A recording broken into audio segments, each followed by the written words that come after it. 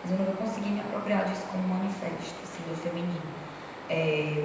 Mas acho que é uma peleja, não é pela igualdade contextual e conceitual, mas é pela igualdade do respeito, né? É pela igualdade da representatividade, né? É pela igualdade do salário, é pela igualdade do tratamento, é pela igualdade dos direitos, né? De todos, né? Não só mulheres e homens, mas de todas as minorias no sentido da opressão. Então, eu acho que essa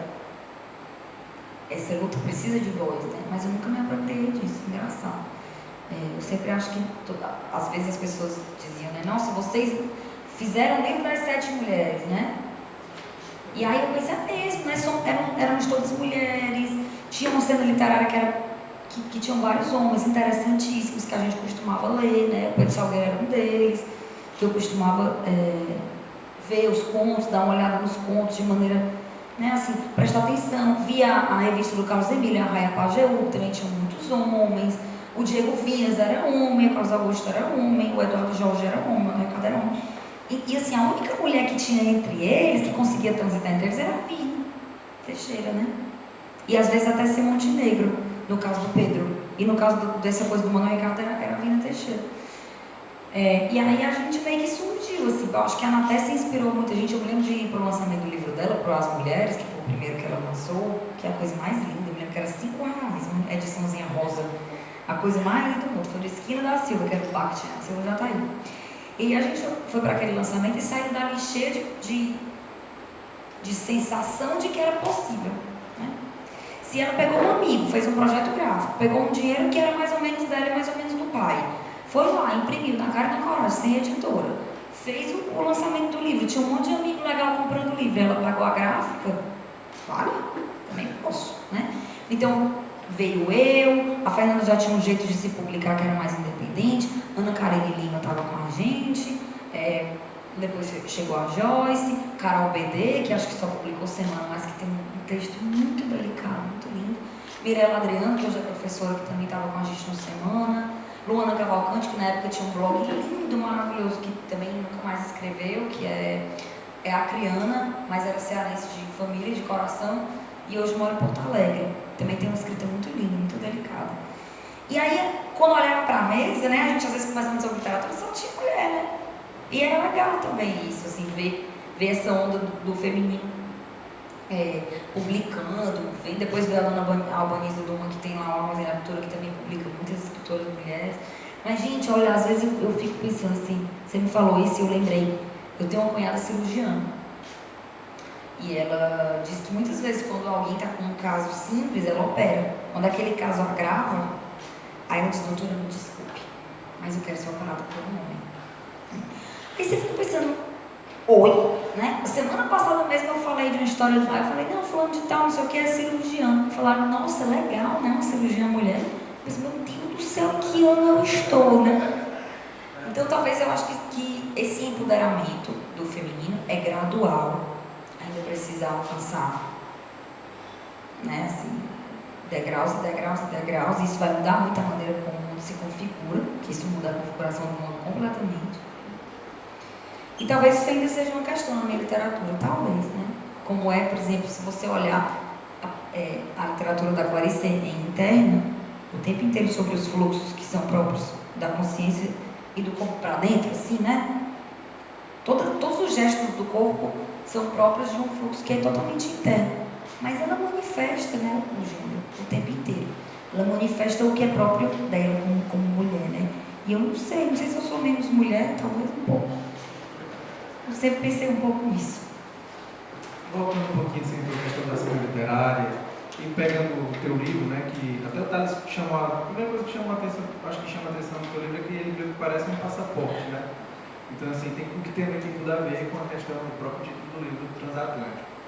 Mas, assim, essa questão do projeto editorial em si, como, por exemplo, tu falou da Anatés, né, é possível, não foi lá e vendeu o livro a R$5. Igual da mesma maneira como eu e o Maio, uma vez, e o outro colega nosso, o Elius, a gente fez uma revista literária chamada PX Back, e a gente fez de maneira totalmente independente, vendemos a R$2, o lançamento deu quase mais de 50 pessoas, a pessoa queria dar 5.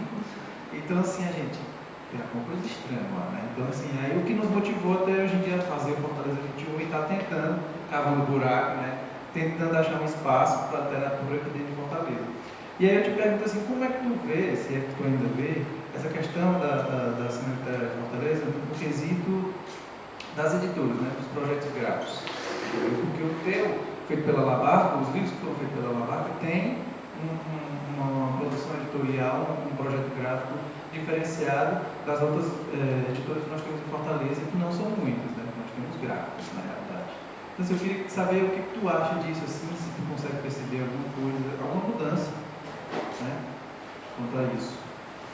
Olha, eu consigo, assim, eu acho que é um espelho do que aconteceu no Brasil, né? Assim, eu vi surgir livros objetos, livros numerados, livros que eram muito mais arte contemporânea do que literatura, livros arte e tal. E vi isso surgir, principalmente em São Paulo. Então eu sabia que isso ia respingar de alguma maneira aqui, mesmo que mais fraca, né? Eu tive a sorte de conviver com o Álvaro, ele era uma pessoa obcecada por papel. Ele só pensava no papel, 24 horas por dia. Então, assim, para mim foi um presente estar com uma pessoa que só pensava no papel e ele tinha um apuro gráfico. E muitas vezes esse livrinho foi criticado, como os outros, assim, é um livro bonito, né? A gente até nem julga muito, assim, parece até melhor, assim, a literatura parece até mais bem escrita, né? Porque ele é bonitinho. Será que se ele fosse feio, ele se sustentava como um livro legal, ou tinha vendido tanto? Não sei. Mas é algo que você costuma falar muito, né? Assim, por exemplo, a capa, que livro lindo, cara. Às vezes as pessoas falam assim, não se julga um livro, né? Pelo título, pela capa, mas eu sou uma das pessoas que julgam os livros pela capa, mas eu tento ler antes de comprar, né? Então, assim, querendo ou não, porque a primeira coisa que você vê é a capa. Quando você vai comprar o livro, está na estante a capa. Então, o livro, o que mais chama a atenção não tem como você ler. A primeira coisa que você fazer é ler o livro. Então, assim, acho que essa pessoa que falou isso aí pra você está totalmente equivocada. Não, mas tudo bem. Aí depois isso ficou muito na minha cabeça um tempo, sabe assim? Será que o livro tem que parecer com o livro? Será que o formato do livro pode ser considerado como um formato de... Já que o livro é um objeto de venda e a gente vive num mundo que é permeado por essa coisa da moeda, do dinheiro, da mais-valia, será que ele vai ficar, né, assim, será que... O que significa ele ficar mais caro porque ele é mais bonito? Né, assim, como é que a gente pode fazer um livro que ainda pareça livro, né, que foi a vontade do Metrópolis. Eu lembro que no Metrópolis as meninas diziam assim, vamos fazer um livro que pareça um livro, né, para ele ficar na livraria e não destoar tanto, né, para não ficar sem lombada, que nem esse que não vendia nada porque não tinha lombada. Então, assim, a gente sempre pensa, e eu acho legal, porque independente de você achar a resposta ou não, existe uma provocação. Existe um pensamento sobre essa linguagem que a gente estava construindo, existe um pensamento sobre a linguagem que o Álvaro estava construindo como produtor gráfico, existe uma série de coisas. E é importante lembrar o seguinte, tem uma figura chamada Afonso Celso Machado Neto, que era chefe de gabinete do Dr. Lúcio Alcântara na época do governo. E eu não o conhecia como um chefe de gabinete, eu o conhecia como irmão de uma amiga.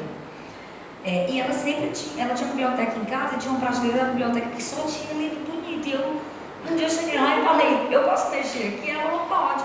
E todos os livros eram do governo do estado do Ceará. Aí eu falei, rapaz, eu preciso ver isso, né? Aí fui olhar. Então, algumas pessoas, eles eram livros dados, né, em eventos. Eu lembro que teve uma em homenagem a Iracema, lindo, que era maravilhoso, que não era sobre a história óbvia da Iracema, mas sobre várias nuances da Iracema, sobre várias referências literárias da Iracema. Por conta do Palácio Iracema, teve um aniversário, ele fez, em vez dele fazer uma publicação careta, ele fez uma publicação linda sobre a Iracema, teve um evento no Palácio. Então, assim, eu achei legal porque ele pegou uma parte do dinheiro que era destinado ao gabinete, ou à cultura, que eu não sei se o gabinete tinha um orçamento, uma rubrica específica, mas existiam publicações, até um livro com os bilhetes que o Dr. Lúcio se comunicava com os secretários escritos à mão, ele fez um registro. Mas então, o Dr. Lúcio, ele sempre foi uma pessoa muito cultíssima. E ele não atrapalhava tanto na Secretaria de Cultura Livre, mandava bem, a Cláudia Leitão pedia, ele mandava, então era uma pessoa bem acessível. Ele é um lorde, ele é culto e casado com uma mulher cultíssima, então, né, eu me lembro assim, que na época eu fiquei muito curiosa com aquilo, e eu perguntei pra ele, né, eu disse, como é isso? Ele falou, não, eu tenho um chefe de estado, que é um cara que Só pensa em livro, 24 horas por dia, que tem uma sala alugada na frente de casa só para guardar uma biblioteca de